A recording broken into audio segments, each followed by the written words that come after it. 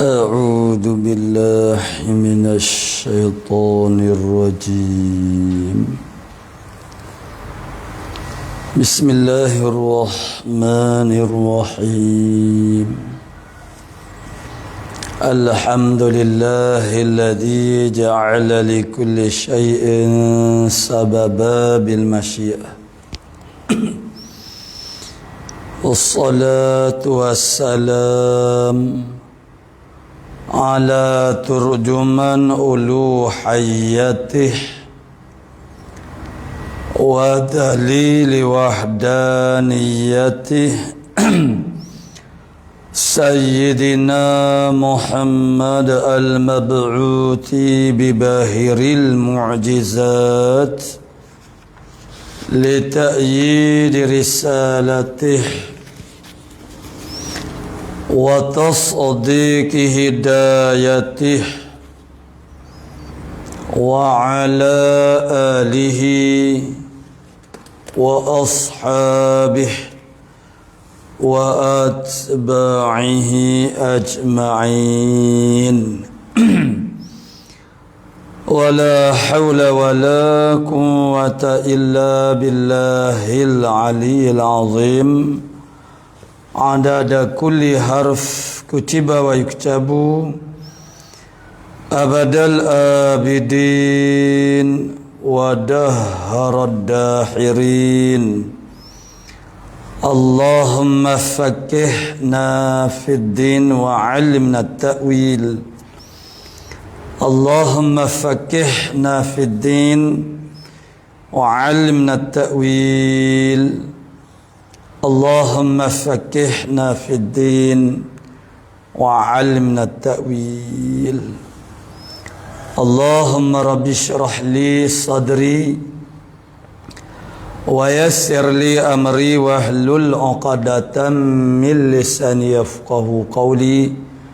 أما بعد، فقال الشيخ المؤلف رحمه الله تعالى ونفعنا بعلومه في الدارين آمين يا رب العالمين.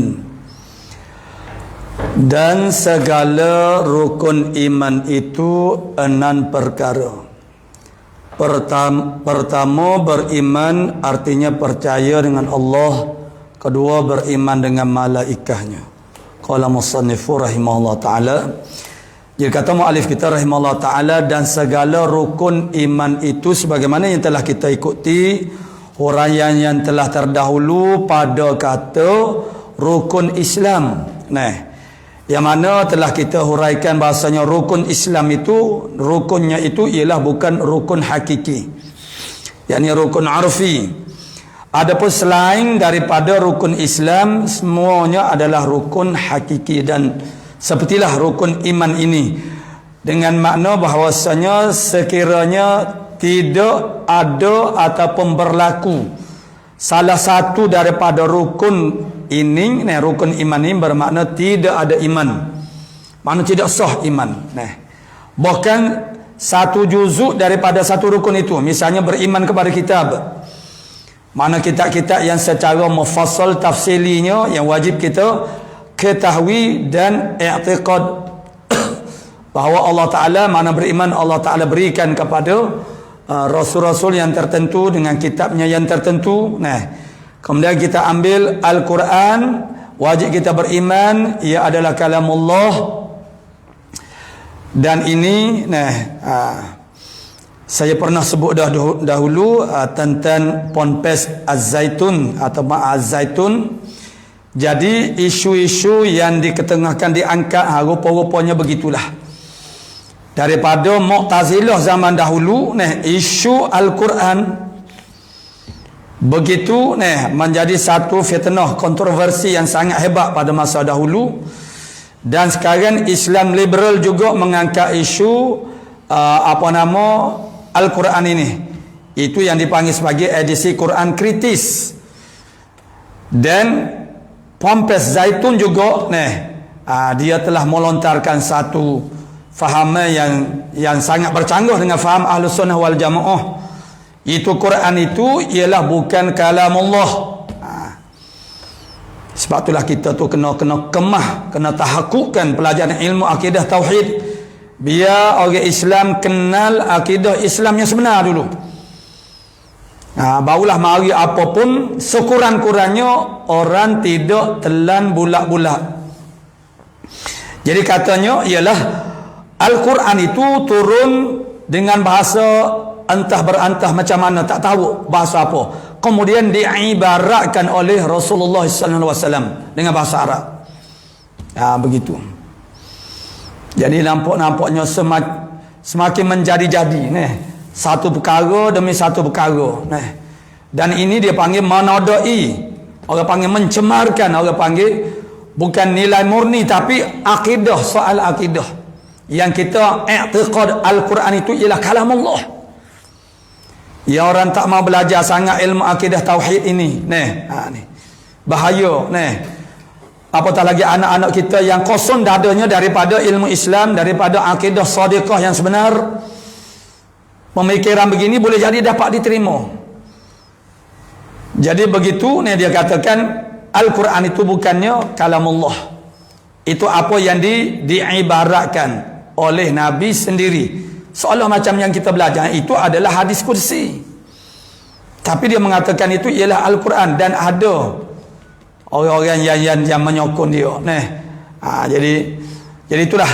Jadi bila kita kemah di sini belajar ilmu akidah tauhid,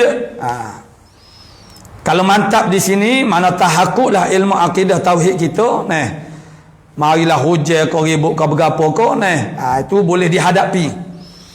Sekarang anak-anak kita khususnya, begitu juga kita orang dewasa, orang tua, apabila mereka tu kosong daripada maklumat info tentang Islam yang sebenarnya, yakni aqaidil iman, perkara yang teras dalam kehidupan kita ini yang merupakan orang panggil asas kepada hubungan kita dengan Allah Subhanahu Wa Taala. Jadi kalau tak selesai, tak beres masalah ini, punah. Yang sebab itulah maknanya kita kena mengajak manusia, ajak saing-saing kita, sahabat-sahabat kita, teman-teman kita, adik kakak kita, kaum family kita untuk belajar ilmu akidah tauhid. Terangkan kepada mereka tentang pentingnya ilmu akidah tauhid ini untuk difahami dengan benar-benar. Orang panggil kefahaman yang sangat mantap. Supaya dunia sekarang ini dunia yang kita tidak boleh nak kawal dah. Maklumat-maklumat itu dia orang panggil sampai kepada semua orang. Jadi soalnya bagaimana cara kita menapis mana orang panggil maklumat-maklumat itu, yang sahihnya, yang tidak sahihnya, yang keperluannya, yang tidak salah tetapi tidak menjadi keperluan, itu tak ada pasal-pasal menyibukkan hati kita, menyebabkan kita jadi masyghul jadi sibuk sehingga menyukarkan kita nak khusyuk di dalam sembahyang umpamanya. Itulah, itu insya-Allah maknanya kita akan bincangkan dengan lebih serius lagi soal ini apabila kita sampai kepada sifat kalam Allah Ta'ala umpamanya, untuk kita kaitkan dengan isu-isu yang sedang berlaku sekarang. Dan itu adalah orang panggil tanggungjawab setiap orang Islam untuk melihat zaman. Kita kena tengok zaman, tengok apa yang berlaku, perhatikan apa yang berlaku pada zaman kita, untuk memastikan bahawasanya agama Islam ini tidak tercemar, tidak dinodai dan dilaksanakan dengan benar. Begitu wujudnya perkara-perkara yang tidak elok, yang tidak baik tentang agama ini perlu ditangani peringkat awal. Jangan sampai ia dah menjadi orang panggil rasikhah, teguh, berakar umbi. Jadi begitulah untuk keselamatan anak cucu kita, generasi kita yang kita tidak boleh nak pegang mereka itu selama-lamanya untuk tinggal bersama kita di rumah. Sampai satu tahap mereka akan keluar belajar, masuk universiti, mereka berenggan daripada kita, berjauhan daripada kita, hanya kita tak mampu untuk kawal. Di rumah pun kita tak mampu nak kawal. Hanya satu saja jalan dia, ialah pengisian ilmu Islam itu biar jadi mantap. Jadi kalau ke mana pun mereka pergi berbekalkan kepada ilmu Islam yang sebenar ini, mereka boleh jaga orang panggil agama mereka dengan pertolongan Allah Subhanahu Wa Taala. Kita ajar diri kita, anak-anak kita untuk bergantung kepada Allah Taala, serta kita usahakan. Sebab intansurullah yansurkum. Seandainya kamu tolong Allah Ta'ala, Allah Ta'ala akan tolong kamu. Maknanya syarat no Allah Ta'ala tolong kita, kita kena tolong dulu.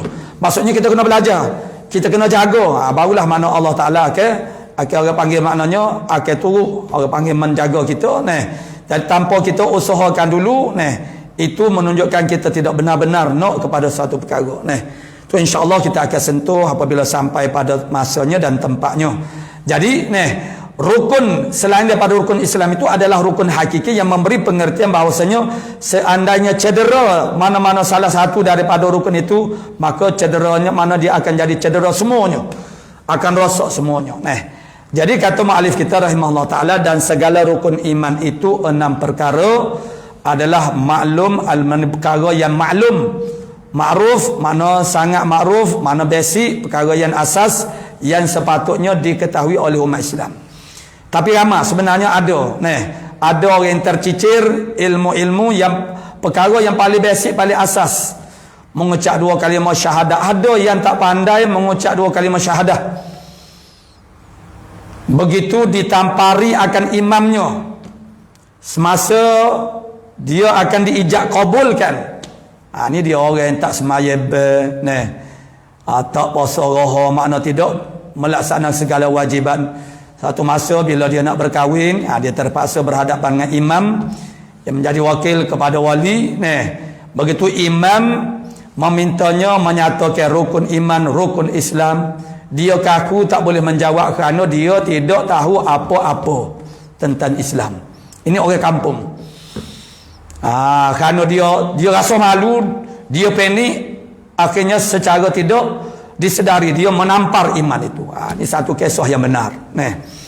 Jadi makna orang-orang yang sebegini makna wujud di kalangan umat Islam kita. Di tengah-tengah orang panggil orang-orang semakin orang panggil menerima Islam dan belajar, mana belajar Islam bersungguh-sungguh. Tapi ada lagi yang ketinggalan, yang maksud yang tercicir daripada orang panggil mempelajari ilmu Islam pada tahap yang paling asas, paling basic. Jadi kita mesti menjadi pemerhati kepada umat Islam di setiap tempat di mana kita berada. Kerana kita kena jaga, nombor satu sekali kita nak jaga bi'ah dan juga masyarakat ini sangat memberi kesan kepada agama kita dan juga anak-anak kita, keluarga kita. Yang hari ini kita nak cari suatu tempat yang bi'ah solihah betul-betul 100% itu tidak ada. Dengan sebab zaman kita sekarang itu zaman yang sebegini.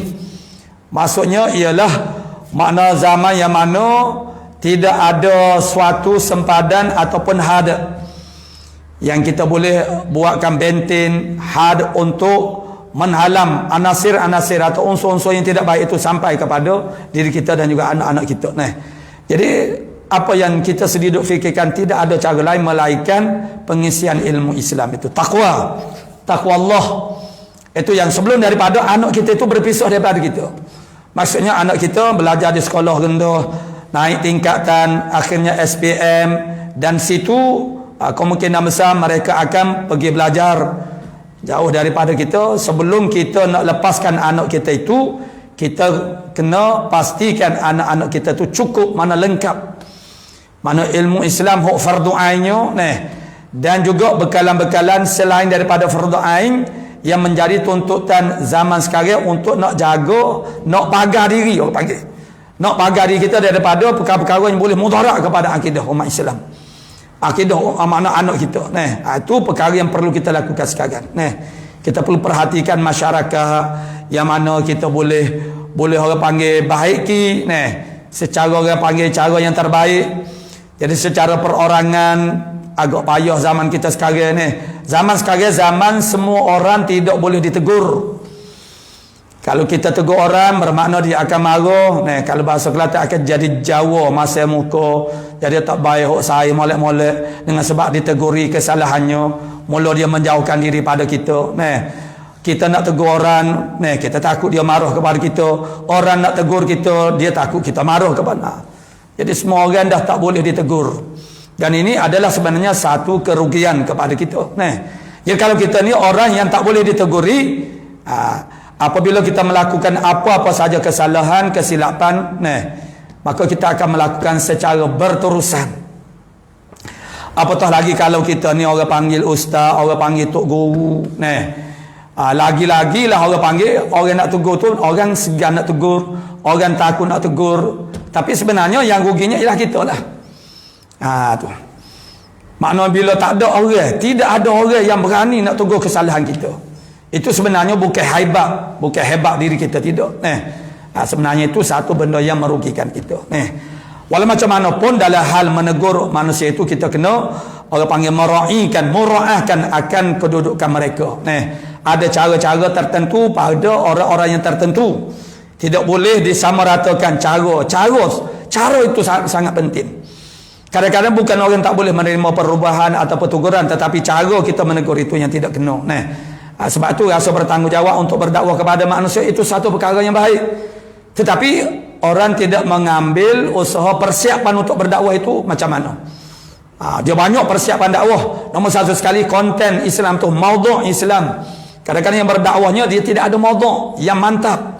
Maudhu' tu ialah tak lain tak bukan ialah iman, Islam, ihsan. Pengetahuan tentang iman, Islam dan juga ihsan ini. Jadi dia pun makna tidak mantap. Itu bagaimana dia nak? Itu adalah pengisian dia. Mana orang panggil benda, bahan yang nak orang panggil didakwah kepada manusia itu mesti orang panggil mantap. Kemudian cara itu fiqh dakwah, kita kena belajar cara berdakwah macam mana. Dia bukan benda yang mudah. Bukan dia lah yang paling payah sekali. Urusan yang paling payah ialah berdakwah, kerana berdakwah itu ialah untuk mengurus manusia, untuk tarbiyah manusia. Tarbiyah itu maksudnya ialah kita nak baiki perangai manusia.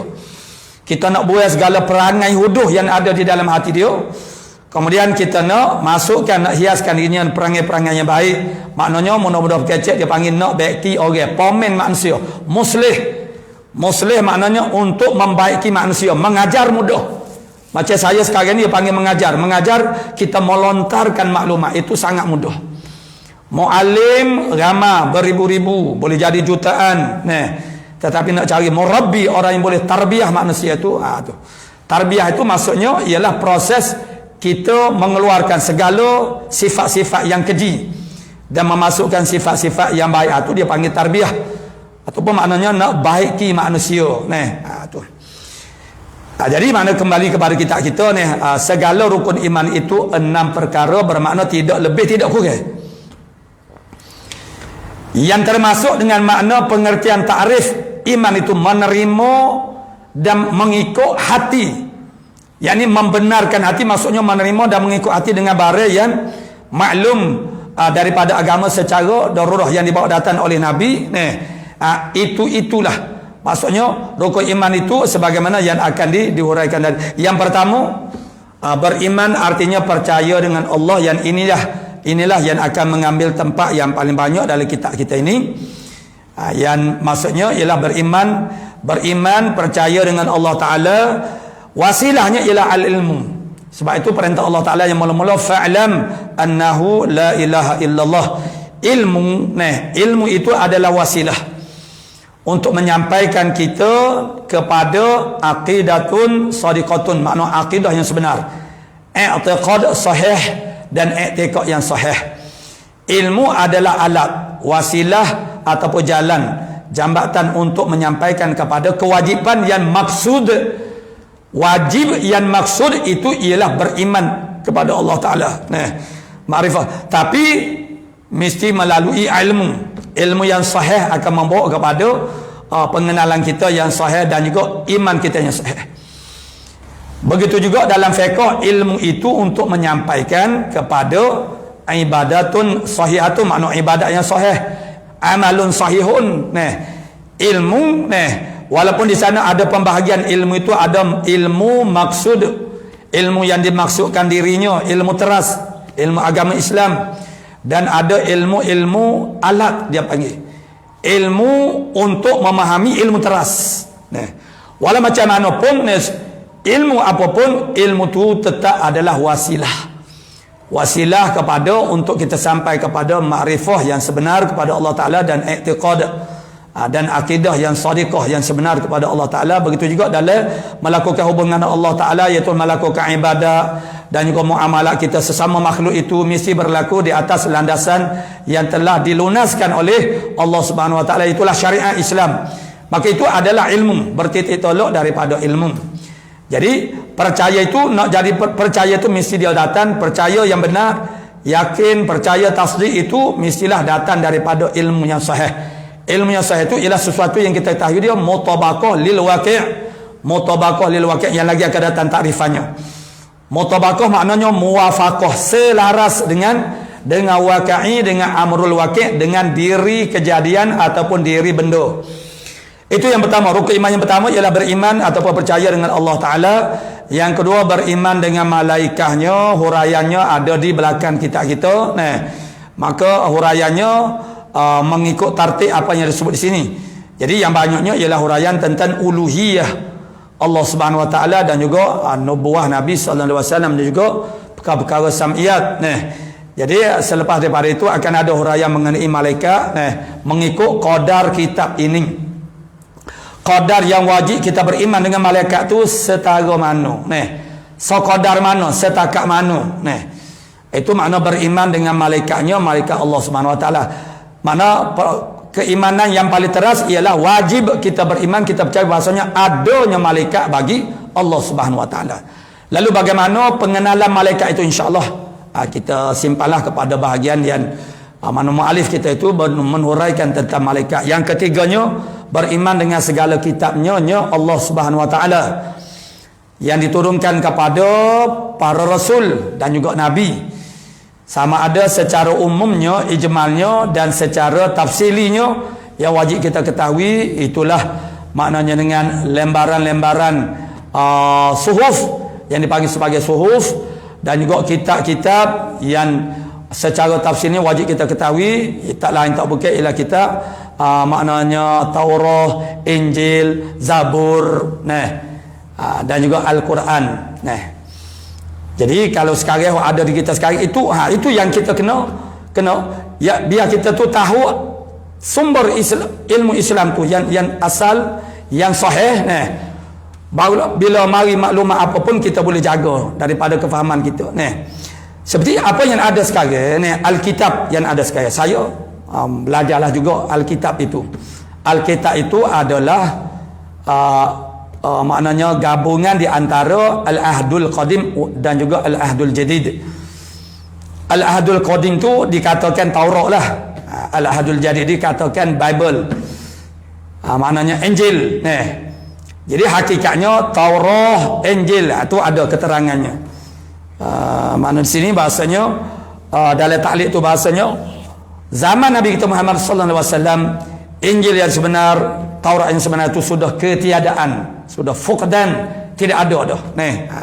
Apatah lagi pada zaman kita sekarang.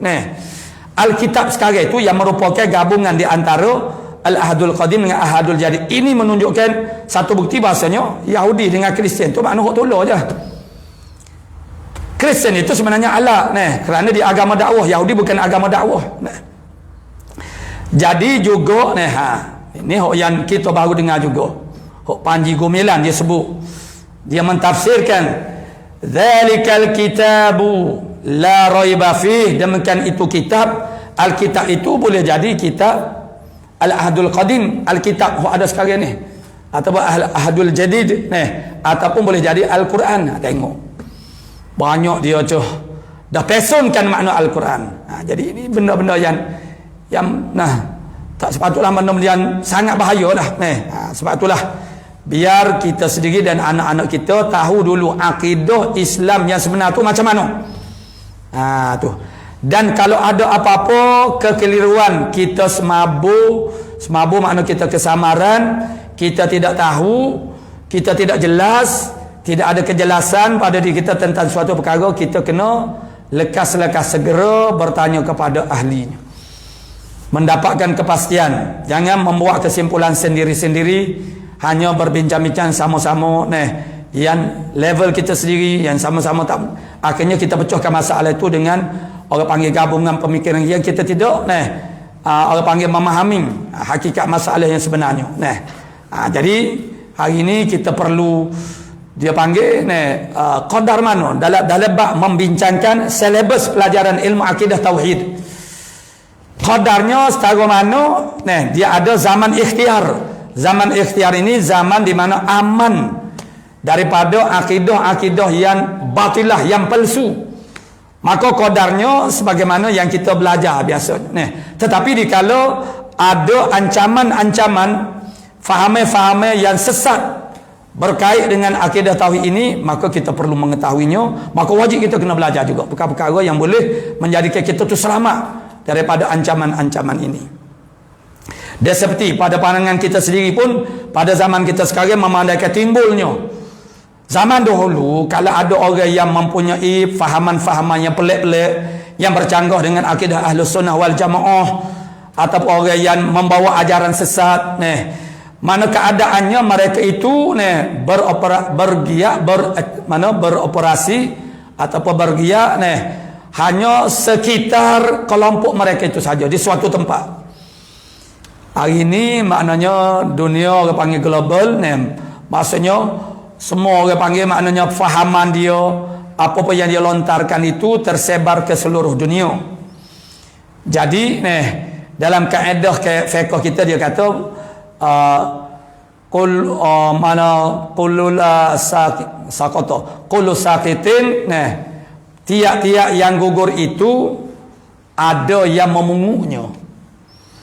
Maksudnya dari sudut pandangan ini, kalau kita katakan siapa dia nak ikut, siapa dia nak ikut orang panggil pandangnya begini, nak terima pandangnya, itu kita kata sebodoh mana pun kalaulah perkataan itu dikatakan oleh siapa, oleh orang yang berpengaruh. Contohnya begini, ini saya ambil daripada dulu semasa saya belajar di Pondok Sungai Durian pada masa itu. Mana Ustaz Ahmad Syukri, anak Tuan Guru Haji Abdul Rahman, masa tu dia balik Madinah, dia mengajar. Jadi dia cerita tahun 90-an, dia pelajar-pelajar kita yang belajar di luar negara itu sentiasa dihadiri, dikunjungi oleh pemimpin-pemimpin negara. Jadi ketika mula-mula kerajaan PAS memerintah Kelantan begitu di geger, dan juga apabila kerajaan PAS itu nak melaksanakan hudud. Jadi ada seorang pemimpin ini dah tak ada dah. Kita tak sebutlah nama dia. Cuma kita nak rayak contoh bagaimana maknanya salah pun kenyataannya, ataupun sangat tidak cerdik dah. Perkataannya tetap saja akan ada orang termakan. Ada orang yang boleh terima. Katanya dia kata di zaman Rasulullah itu terpaksa buat hudud. Ni dia bercakap kepada pelajar-pelajar di Madinah, pelajar-pelajar Malaysia yang belajar di Madinah. Dia kata, ini saya ambil daripada mulut mudir Pondok Sungai Durian dululah masa tu. Jadi aban kepada Dr. Basit lah dianya. Jadi dia kata maknanya Rasulullah buat hudud zaman dulu tu kerana tidak ada besi untuk buat penjara. Begitu dia kata. Jadi maknanya dia mikir, boleh jadi belah-belah duduk atas kapal terbang tu, dia mikir aku nak cakap macam mana nak jawab macam mana. Jadi zaman sekarang ni besi dah banyak, jadi tak perlu kita boleh buat penjara. Jadi fakta dia, kenyataan dia tu terlalu sangatlah tidak ceridiknya. Dia bercakap kepada pelajar-pelajar. Macam mana dia boleh mengatakan tidak ada besi? Sedangkan Nabi Daud pun boleh melembutkan besi. Nabi baju, kalau baca hadis, Nabi bakar baju rantai besi, topi besi, pedang itu dibuat daripada besi. Dan kalau pun tidak ada besi, nak buat penjara ni mesti dengan besi ke? Tak semesti. Tu. Tapi itulah, itu kenyataan secara umum begitu. Jadi tapi ada orang yang bila pergi kepada sesuatu perkara yang bohong, yang tak betul, apabila dari kajian psikologinya ialah apabila dimomok-momokkan sampai 50 kali, orang akan jadi percaya benda tu. Mula-mula orang tak percaya. Tu dengan sebab tu maksudnya orang panggil di momok-momokkan secara bertubi-tubi setiap hari. Kalau zaman dulu maknanya zaman dulu televisyen, alat-alat media masa tak ada televisyen, radio. Sekarang lainlah pula cara dia. Tu.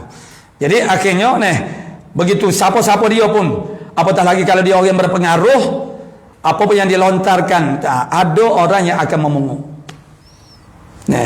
Mana kullu lakitin, tiap-tiap orang, tiap-tiap yang gugur itu sakitin, ada lakitnya. Lakitun maksudnya orang yang memungut. Maknanya walaupun buruk sama mana buahnya, ada orang yang tak sebab tu dia ada kedai orang jual barang reject reject kilan.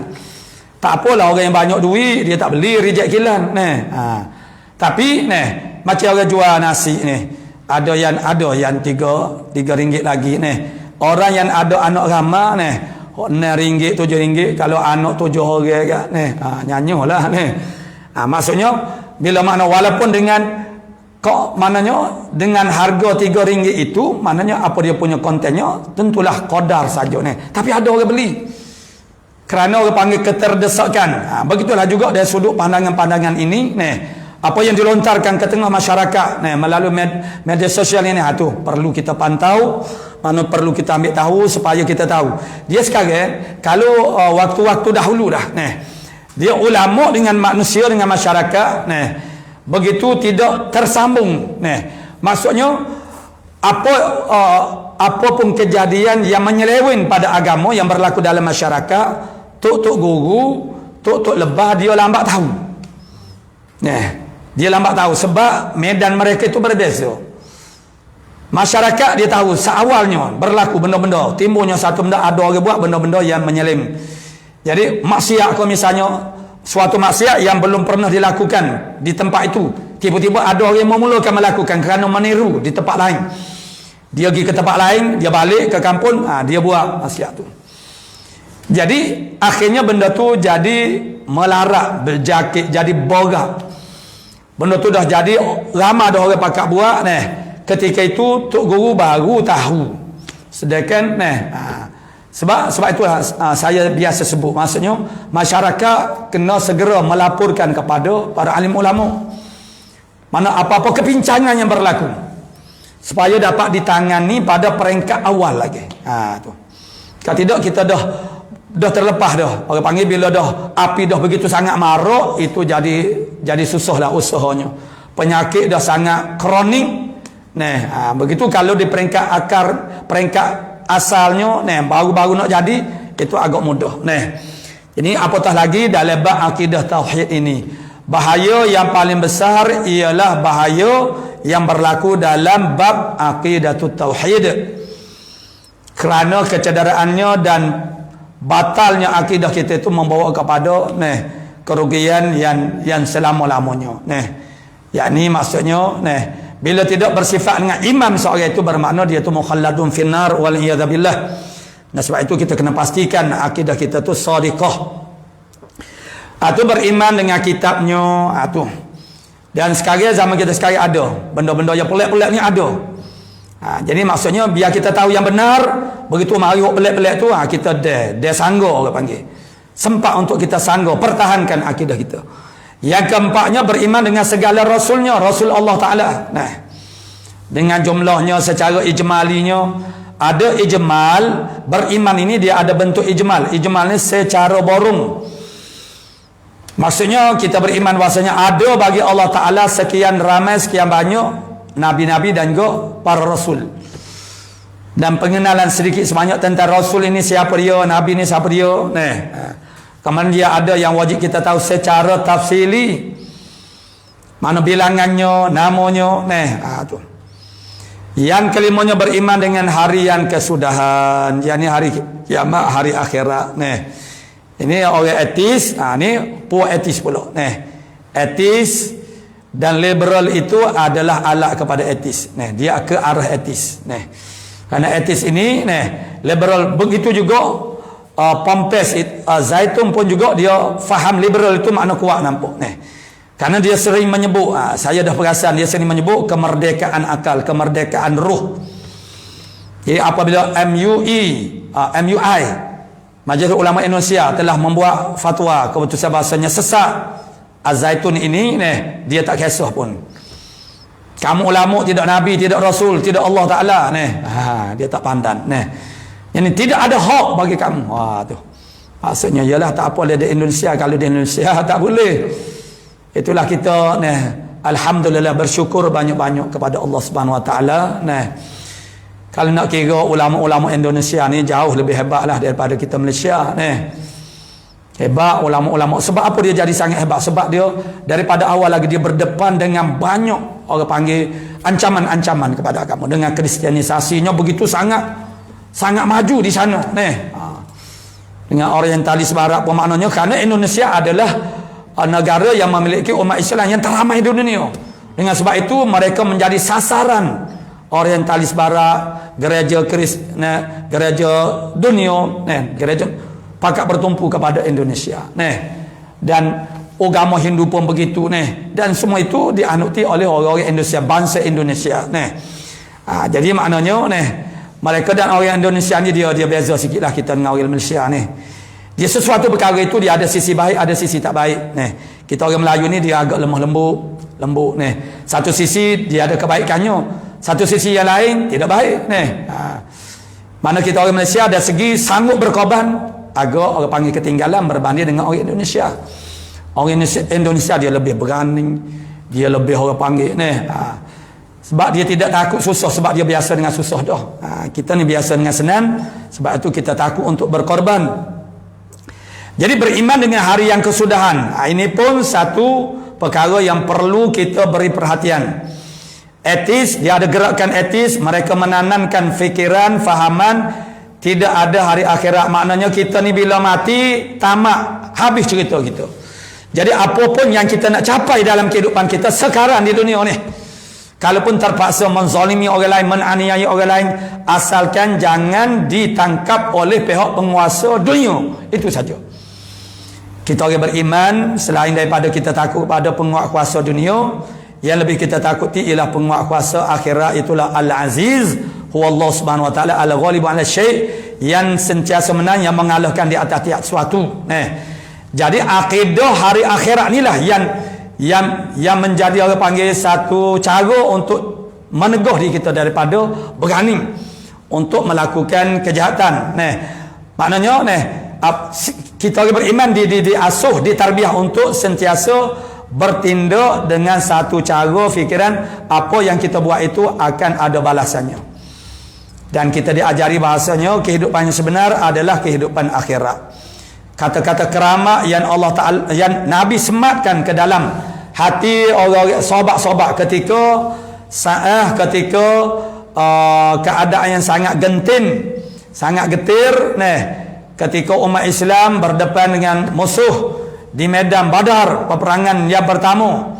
Tidak ada pengalaman lagi mana peperangan dalam skala yang agak besar.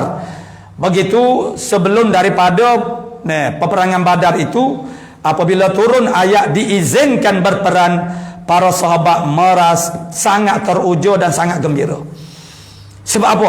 Kerana selama ini di Makkah mereka dilarang, ditegah oleh Allah dan Rasul daripada melawan balik. Apapun orang kafir musyrikin buat kepada mereka, musabarah, yakni sabar. Dan itu adalah paria untuk nak tarbiah sifat sabar. Hikmahnya supaya sahabat itu mempunyai tahap kesabaran yang paling tinggi. Apabila hijrah ke Madinah, dan satu lagi kerana di Makkah kalau lawa pun dia panggil tak makan cekok mana bodoh. Dalam keadaan maknanya kalau malawa umat Islam lawa kafir semasa di Makkah, jawab dia makan jadi makan orang kafir musyrikin Makkah. Kita nak lawa orang ni, kita kena tengok kadar kita dengan kadar orang dalam bidang apa pun jangan kita tu orang panggil berani-berani nak cabar orang walaupun dia salah sekalipun kita kena tahu setara mana dia, kemampuan dia kalau kita tak mampu jangan itu akan merosakkan jadi maknanya, sebab itu mana hikmahnya jangan lawa lagi, tak apa, sabar tapi apabila berhijrah ke Madinah, duduk tak lama di Madinah, turun ayat diizinkan berperang. Bila turun ayat diizinkan berperang, para sahabat rasa gembira. Sebab apa rasa gembira? Maksudnya kerana sekarang mereka boleh lawan balik. Mereka boleh balas balik kejahatan musuh-musuh mana musyrik Mekah yang lakukan kepada mereka. Jadi mereka rasa teruja sehingga mereka bercakap besar lah, seolah-olah gitulah.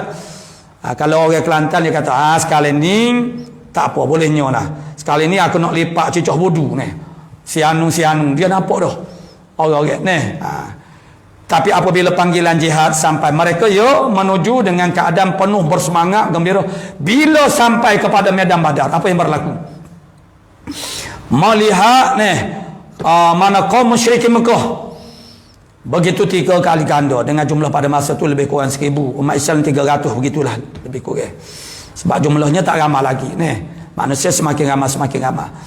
Jadi melihat jumlah musyrikin Mekah, tentera musyrik itu ramai 3 kali, menyebabkan para sahabat jadi rasa kecup perut. Rasa kecup perut dan mula terasa orang Kelantan panggil uguh. Uguh ni mari perasaan jadi lemah semangat jadi kiar. Jadi rasa takut Tak apalah, lantas mereka ramai-ramai pergi jumpa dengan Nabi, menyatakan hal itu kepada Rasulullah sallallahu alaihi wasallam. Ya Rasulullah, macam mana kami nak lawan musuh tu ramai sangat Jadi tetap kali itulah Nabi mengajarkan satu kalimah, satu lafaz yang sangat keramat dan ini bukan untuk digunakan semasa nak berperang itu saja Apa kata Nabi? Allahumma la aisha illa aishul akhirah. Nabi kata, wahai Tuhanku, makna la aisha, mung kata jangan bimbang, jangan takut, Allah Ta'ala bersama dengan kita. Allah Ta'ala akan tolong kita dan katakan sekuat-kuat katakan, laungkan kalimah slogan, kita sekarang panggil slogan, la aisha illa aishul akhirah, la aisha illa aishul akhirah, la aisha illa aishul akhirah. Atau membangkitkan semangat. Dia sahabat-sahabat ni, dia tidak serupa orang zaman sekarang. Sahabat-sahabat ni dia mudah faham, dia tidak benar apa Nabi. Sebab apa? Sebab perasaan bersedia untuk menerima pengajaran daripada Nabi itu ada. Orang zaman sekarang cirik-cirik belaka, belajar universiti belaka tapi payah nak faham. Sebab apa? Adanya satu sikap yang tidak elok maksudnya bila dia belajar dengan seorang guru, dia ada ni ada seorang pensyarah yang beritahu kepada saya dia kata, susah ustaz sekarang mengajar bila kita masuk dalam kuliah itu, pelajar-pelajar sudah bersedia dengan info maklumat dan mereka ada niat untuk kalau kita tersalah sebut untuk nak bangkang, nak kritik itu dalam sistem pembelajaran ilmu Islam tak boleh begitu. Itu biadab nama dia. Walaupun seorang ustaz, guru, pensyarah, apa pun mereka tetap ada kekurangan, ada kesalahan, ada benda-benda yang mereka terlepas pandang tapi cara untuk orang panggil menegurinya ada ini pula maknanya daripada awalnya lagi dia sudah dah ada satu niat untuk orang panggil dia sentiasa menunggu kesilapan, kegelinciran berlaku daripada guru yang mengajar. Tujuan dia nak bahkan nak debat itu tidak boleh begitu. Kalau begitu kita tidak akan faham pengajaran yang diberikan oleh guru Jadi sahabat bila Nabi kata la aisha illa aishul akhirah, kamu kata ini saja, terus marah kepada medan Badar. La aisha illa aishul akhirah, tidak ada kehidupan yang sebenar melainkan kehidupan akhirat. Jadi yang jadi rasa kenya, kata orang Kelantan, kenya ni maknanya takut. Rasa takut, rasa hugoh, rasa mari perasa rasa lemah itu kenapa? Kerana takut mati tu sebenarnya takut mati. Sebab apa kita takut mati? Bukan kita tahu kita akan mati, kita takut mati kerana kita tak bersedia untuk kehidupan selepas daripada mati itu. Kita tahu sepatutnya apa dia bekalan yang kita bawa untuk berjumpa dengan Allah Ta'ala.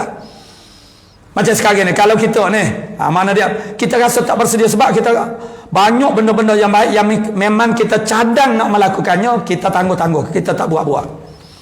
Banyak benda-benda yang jahat yang masih lagi kita tu ada duduk buat, kita nak tinggalkannya, kita nak bertobat, tapi kita belum lagi meninggalkannya kerana kita belum bersedia, kerana kita nak menikmati lagi keseronokan daripada melakukan maksiat itu. Sebab itu kita tak bersedia untuk mati lagi sebenarnya maknanya kita tahu dah apa yang sepatutnya untuk kita berjumpa dengan Allah Ta'ala, apa yang kita perlu bawa jadi bila Allah Ta'ala bila Nabi berikan kalimah ini, itu dipanggil bakar semangat. Tidak ada kehidupan yang sebenar melainkan kehidupan akhirat. Kalau mati, Mana para sahabat itu berperang mati, kalau mati dapat syahid, fadilat syahid itu sahabat dia faham tu. Dan kalau tak mati mereka berpeluang untuk menyertai peperangan pada masa akan datang. Menyertai peperangan ini satu fadilat yang sangat besar. Jadi sepertilah juga kita sekarang. Apabila kita ni terkalahkan dari sudut maddiyah, sekarang ni orang panggil zaman maddiyah, kebendaan, material yang begitu melampau-lampau. Jangan kita dalam ayat yang lain firman Allah Subhanahu wa taala wala tahinu wala tahzanu wa antumul a'laun in kuntum mu'minin. Jangan kamu rasa hina, jangan kamu rasa duka cita, kamulah yang paling tinggi sekali seandainya kamu beriman. Kita jadi tinggi ialah dengan iman kita. Kita jadi mulia dengan takwa. Inna akramakum indallahi atqakum. Maknanya yang paling mulia di sisi Allah Ta'ala yang paling bertakwa di kalangan kamu. Nak jadi paling mulia, ialah dengan takwa. Takwa dengan iman itu dia talazum. Jadi nak jadi tinggi ialah dengan iman. Ni kita sibuk-sibuk untuk menjadi tinggi dengan suatu perkara yang lain, seperti orang beragama Islam juga.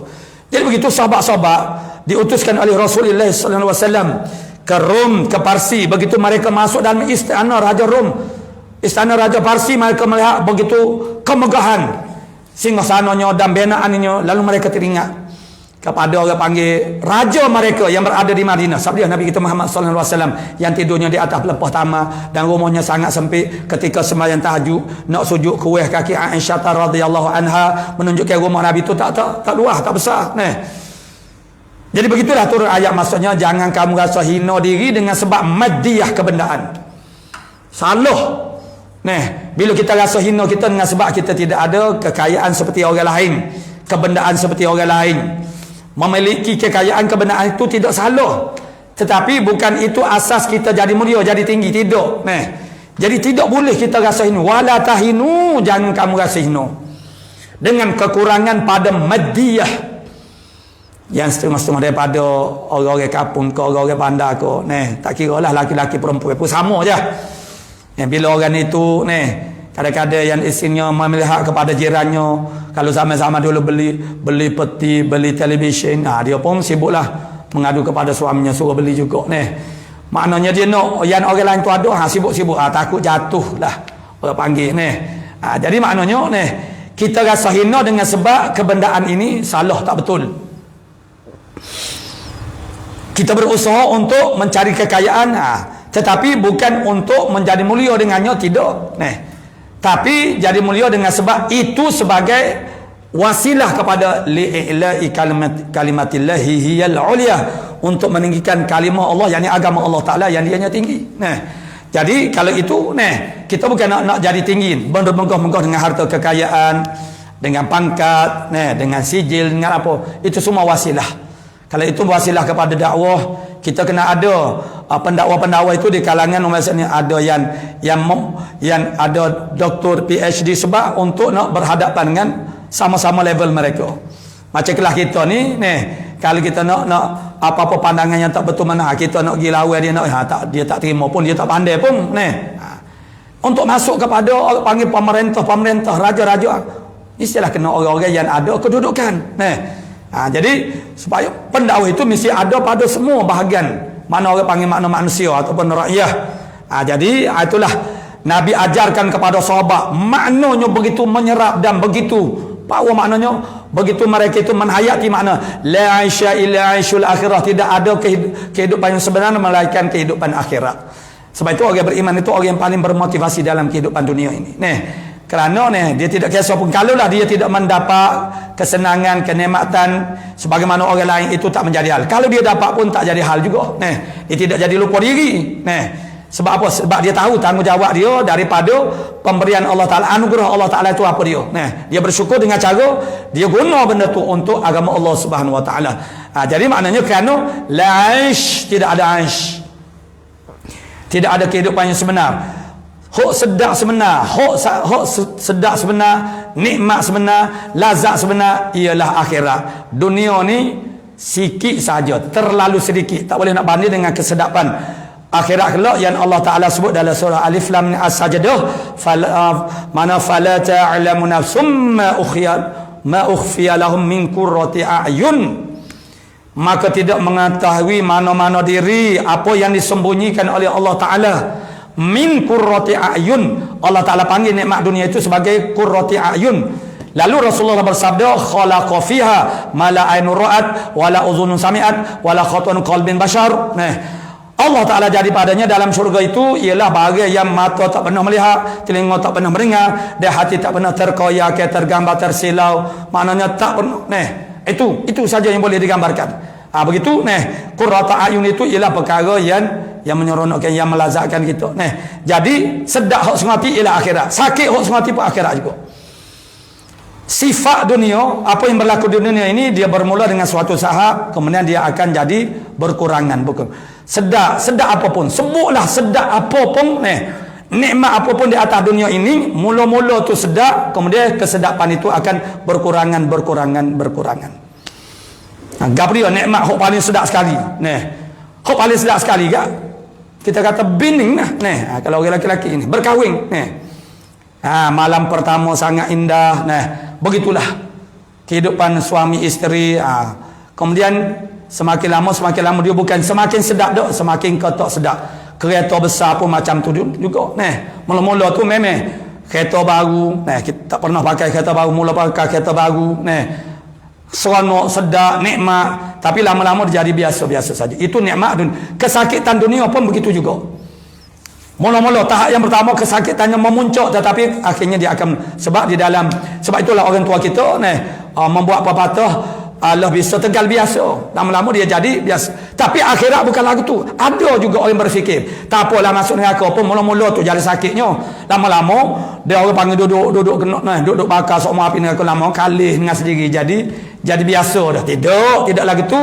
Sebab apa yang berlaku di akhirat kelak, sifat dia bertambah, baik nikmat ataupun azab. Kenikmatan yang dirasa, yang dapat dikecapi, dinikmati pada tahap yang pertama di dalam syurga itu mengatasi mana-mana kesedapan yang pernah wujud di alam dunia ini, di atas muka bumi ini. Kemudian kesedapan itu kau sedap, semakin sedap, semakin bertambah, semakin sedap, yang tak mampu kita nak khayalkan, nak fikirkan. Kesakitan begitu juga, semakin sakit, maknanya tubuh badan kita tidak mampu untuk menyesuaikan diri dengan kesakitan itu. Sebab kesakitan semakin bertambah. Seperti baru ni lah, seperti COVID-19 baru ni. Begitu, virusnya itu sentiasa maju, berkembang, semakin canggih, sehingga kan orang panggil vaksinnya yang dibuat itu tak ada nak tunggu. Masa tu. Maksudnya begitu di akhirat kelak, maknanya baik kesedapan nikmat ataupun kesakitan azab, semua itu sentiasa bertambah, tidak akan berkurangan. Jadi itu motivasi kepada para sahabat. Kehidupan yang sebenar kita ialah kehidupan akhirat. Jadi kalau kita nak sedap sebenarnya, hak semati, hak sungguh-sungguh ialah akhirat.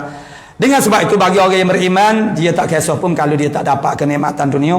Dia dapat tapi tidak sebagaimana, maksudnya dibandingkan dengan orang lain, saing-saing dia, jira-jira dia, adik kakak dia tak dapatlah seperti itu. Tak mengapa. Itu tidak menjadikan dia duduk dalam keadaan menderita, berduka lara, feras, kecewa, tidak. Karena tuntutan kepadanya pada masa itu ialah sabar, redha. Dan orang-orang yang diberikan keluasan rezeki, kehidupan, dia sedar itu adalah anugerah Allah Ta'ala dan ada tuntutan daripadanya. Jangan kita seronok dapat nikmat. Para alim ulama salafus soleh, mereka bila dapat nikmat, mereka bukannya teruja, bukannya rasa seronok, bahkan rasa takut. Sebab apa rasa takut? Kerana mereka bimbang itu adalah istidraj. Allah Ta'ala menggunakan nikmat ini sebagai istidraj, umpan untuk orang itu semakin jadi jahat, jadi lara, jadi zalim. Orang yang menzalimi orang, jadi Allah Ta'ala tak berikan kepadanya sakit, dia tu sehat, segar. Yang sakitnya orang yang ahli ibadah, mari masjid, sakit lutut, sakit pinggir, macam-macam sakit. Jadi orang yang zalim, orang yang jahat, begitu Allah Ta'ala berikan kepadanya kelapangan pada kesihatannya, panggil rezekinya. Itu sebenarnya adalah istidraj. Jadi jangan kita rasa pelik. Begitu orang kafir, orang kafir begitu kehidupan mereka mewah, berlimpah ruah dengan nikmat. Jangan kita rasa pelik. Karena Allah Ta'ala itu bersifat dengan ar-Rahman, kita dah huraikan dulu. Tapi Allah Ta'ala juga bersifat Ar-Rahim, kasih belas sayang, kasih kepada beriman. Allah Ta'ala beri benda yang terbaik untuk orang beriman. Apa dia? Iman, hidayah, taufik, makrifah. Itu lebih berharga daripada harta kekayaan dan juga segala kesenangan kehidupan dunia. Dan kerana itu semua mata'un dunia itu ialah mata'un ghurur, tipu daya, dan Allah Ta'ala sebut sebagai zuyyina linnasi hubbus syahwat, ditazim, dihiaskan bagi mereka itu. Ini beriman dengan hari yang kesudahan ini satu hal yang sangat penting untuk kita benar-benar faham, dan juga orang panggil supaya kita tidak orang panggil terperangkap dengan maknanya apa yang ada pada zaman kita sekarang ni ke arah liberal itu juga. Kalau etis itu makna tidak ada Tuhan, tidak ada agama, bebas, kebebasan yang mutlak, kemerdekaan yang mutlak. Maka liberal itu membawa makna keterbukaan. Maksudnya buka seolah-olah agama kita ni telah mantak kemah keming molek dah. Nabi dah sekeru dia tu makna kemah ni. Sekarang liberal itu maksudnya melonggarkan sekeru Islam. Maksudnya kalau pakai tudung itu kena nampak juga. Ni orang panggil rambut sikit-sikit ni tutup, orang panggil lituk habis, itu ekstrim. Maka dicipta perkataan-perkataan tertentu untuk menggambarkan Islam dengan secara salah. Bahawa digelarkan orang yang benar-benar beramal dengan Islam disebut sebagai ekstrim. Orang yang tak sempurna amalan Islam dia disebut sebagai orang panggil wasatiyah, disebut sebagai sederhana. Contohnya misal tutup aurat sana. Jadi kalau tutup tak nampak sikit rambut nama dia ekstrim. Tapi kalau ada nak pakai kain kelubung, biarlah nampak juga sikit rambut-rambut biar nampak, itulah baru sederhana. Itu orang telah memesunkan makna kesederhanaan di dalam Islam. Itu satu hal yang sangat jahat lah. Yang keenam, beriman dengan qadar baiknya dan jahatnya. Ini memerlukan kepada sedikit huraian. Walaupun kita tidak sampai di sana, tapi perlu. Ini di antara perkara-perkara isu-isu yang berlaku sepanjang kehidupan kita yang tak pernah sudah-sudah. Terlalu banyak kesalahfahaman umat Islam terhadap masalah orang panggil qadar dan qada dan qadar Allah Subhanahu Wa Taala. Jadi kita berhenti pada kata ke-6, beriman dengan qadarnya baiknya dan juga jahatnya. Ila akhir wallahu Subhanahu Wa Taala a'lamu bis-shawab. Nak tanya Ustaz. Ya. Ar-ridha bil maksiat. Maknanya kalau kita dengar orang kata pakai tudung ni kena tengok nampak juga rambut sikit kan. Tidak maksiat. Maka kalau kita terima benda tu. Itu nama dia kita redha dengan maksiat lah. Jadi itu adalah maksiat juga. Jadi maksudnya bila maksiat wajib kita ingkar dia. Tetapi kena ingat maksiat mungkar itu ialah mestilah mujma'un alih, yang diijma'kan ulama haramnya. Kalau mukhtalafun fih tak boleh. Itu kaedah yang kita terima daripada al-ashbah wan nazair, daripada 40 kaedah. La yunkaru al-mukhtalafu fih. Tidak boleh diingkar perkara yang berlaku khilaf ulama. Sekarang yang berlaku ni hak orang duk ingkar ni hak khilaf ulama. Macam tutup aurat itu mana tak ada khilaf. Hak khilaf ulama. Ulama berkhilaf-khilaf, itulah yang dibesar-besarkan. Itu sebab itu jadi fitnah, jadi kepincangan. Jadi bila maksiat, redha dengan maksiat bermakna kita maksiat juga. Jadi untuk kita tidak terjebak dengan maksiat, maknanya kita kena lari daripada redha, makna redha kepada maksiat. Redha kepada maksiat ni, contohnya kita kata misalnya orang buat maksiat di kampung kita.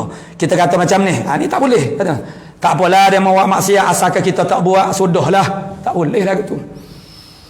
Kalaupun kita tidak mampu bertindak, itu adalah tegah cara yang paling debek, paling kodi, paling nipis, paling lemah imannya. Yakni kita kata cara kata-katanya, bila nak marahnya kita orang mari buat maksiat kampung kita, tapi tak ada arahlah, moga kita orang kecil ni, kalau kita tegur pun demo tak pandai, ataupun boleh jadi mereka akan menyakiti kita tapi dalam hati kita tak seronok, kita tak suka itu maknanya tegah dengan hati tu. Kita kena tahu macam mana bentuknya. Tegah dengan tangan, tegah dengan lidah, tegah dengan hati itu maksud kita tak redha dengan maksiat tu. Kita tak suka, kita rasa marah. Itu yang disebut sebagai ghirah. Ghirah makna cemburu di dalam agama. Cemburu itu makna kita rasa terhina dengan sebab orang buat maksiat. Rasa terhina sebab mana? Rasa terhina sebab kita sayang kepada Allah, kepada Rasul, kepada agama Islam. kepada Al-Quran. Jadi kalau orang menghina Nabi, menghina Al-Quran, mengatakan perkara-perkara yang tidak betul tentang Al-Quran, terguris hati kita rasa nak marah. Sebagaimana yang saya dedahkan tadi ni, boleh dia kata Al-Quran itu bukan kalamullah. Dia sebut mana Al-Quran itu diturunkan dengan bahasa antah berantah, dia tak tahu bahasa apa-apa. Kemudian Nabi yang mengibaratkan. Itu sangat-sangat lari daripada keterangan-keterangan yang telah kita mana terima daripada ulama-ulama yang muktabar dan pegangan Ahlus Sunnah wal Jamaah. Jadi tak boleh kita redha dengan maksiat. A'udzubillahi minasyaitonirrajim. Bismillahirrahmanirrahim. Alhamdulillah rabbil alamin wassalatu wassalam ala asyrafil anbiya'i wal mursalin wa ala alihi wa sahbihi ajma'in. Allahumma taqabbal minna innaka antas sami'un alim. Wa tub alaina ya maulana innaka antat tawwabur rahim. Allahumma inna nas'aluka al-ilma khaifin wa inabatal mukhbitin wa syukra sabirin wa taubatas siddiqin wa sallallahu ala sayyidina Muhammadin wa ala alihi wa sahbihi ajma'in walhamdulillahi rabbil alamin. Nak umur ke? Melalui bulan. Umum. Satu dua. Sekarang.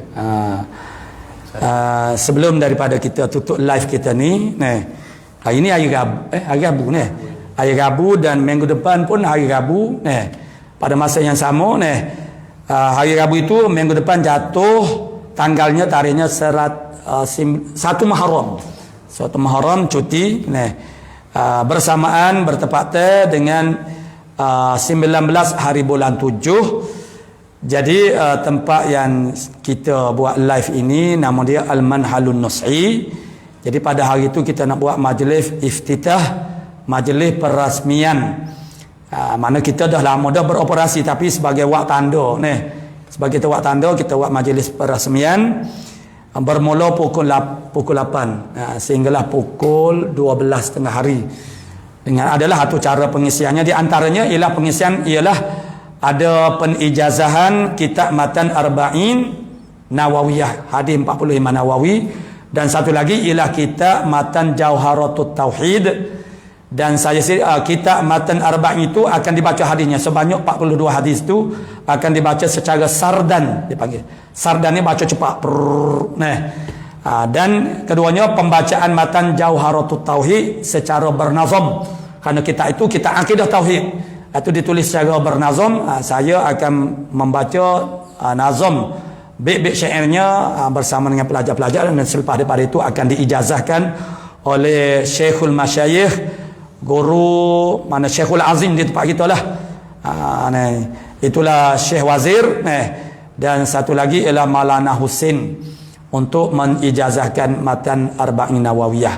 Jadi sesiapa yang ada kelapangan, ada kemudahan, ada kesenangan, saya mengalu-alukan untuk sudi-sudikan datang ke Al-Manhalun Nus'i minggu depan ini untuk tapi pada hari itu boleh jadi saya kalau datang pun tidak sempatlah bersama itu boleh jadi kalau akhir-akhir yang berada dekat-dekat di Kelantan tu dipersilakanlah begitu. Wallahu a'lam.